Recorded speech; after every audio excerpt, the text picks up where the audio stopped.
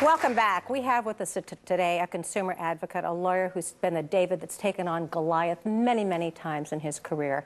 And he's here to talk to us. Will you welcome a gentleman who's been in the New York Times, he's been in Time Magazine, he's been on 60 Minutes, Mr. William Shernoff. Come on out here. Dance up here, honey. Hi. How are you? How are you, Bill? Good. Real good. Have a seat. How's your beautiful family? Very good, thank you. Yeah, it's nice to have you back in the desert. You're looking good, too. Well, thank you. We're having a great time here. Good. And you're here to talk to us about something I don't think that everyone understands, the definition of what bad faith is. What is bad faith? Bad faith is simple. People have insurance. Right. They put in claims, and the insurance company is supposed to treat you fairly. Right. And in good faith, not give you the runaround. Right. And when they do not do this, when they start cutting corners, don't treat you right, don't pay your claim like they're supposed to, that's called bad faith. In other words, it's the opposite of good faith. Exactly. And we all expect that our insurance companies are going to be there, they're going to take care of us, but there are many cases where they don't. And you started in bad faith probably, I believe, in the 70s, and you had one case, your first win, your first victory was Drake. Yes, my first victory was a man, his name was Drake, right. That's correct, and he had an insurance policy, a disability insurance policy. He was disabled. But he lived on a farm, actually, in Chino, and one day he went to get his mail, which was just down the street. Right. And the insurance company said he wasn't disabled because he was able to walk to get his mail. And we took that one to court, and it was pretty obvious that they were just trying to treat him unfairly.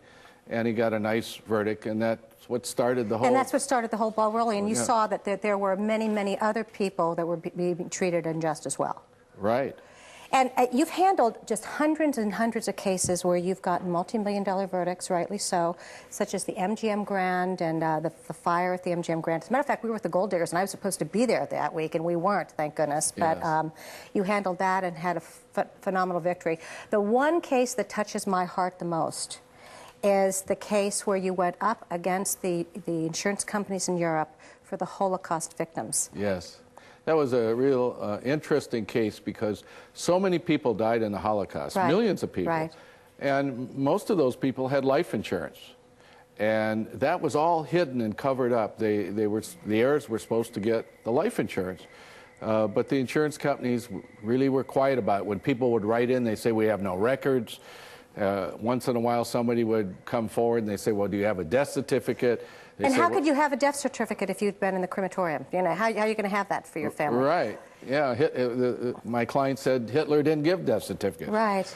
So we took on the European insurers, and eventually a $5 billion fund was set up to compensate these people for the insurance. Unprecedented. That's fantastic. It's not enough that families were put in the concentration camps and murdered, but they're going to take the money from the families as well, which is just so unjust. So good for you. And you just received an award from the American Friends of the Hebrew University for your work on this case, and there was a documentary made on moral grounds, correct? That's correct. Congratulations. Right. We're going to take a peek at some of the footage, okay? Okay, Let's take sure. a peek.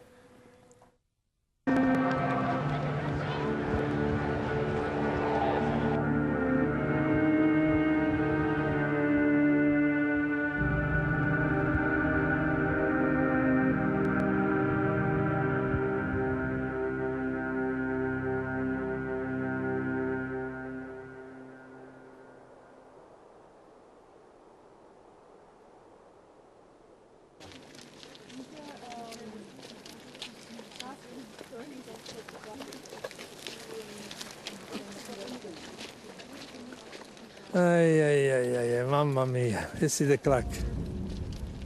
This is going in, they never coming out.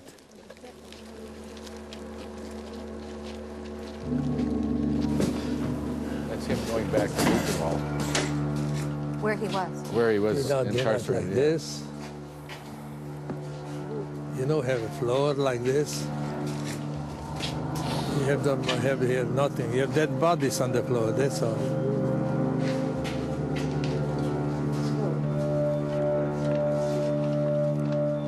You know, we came here, we was thinking only to one thing, to survive. And on that gate, it's everyone gets what they deserve, Right, correct? that was the saying on That's amazing to me. It's absolutely horrific.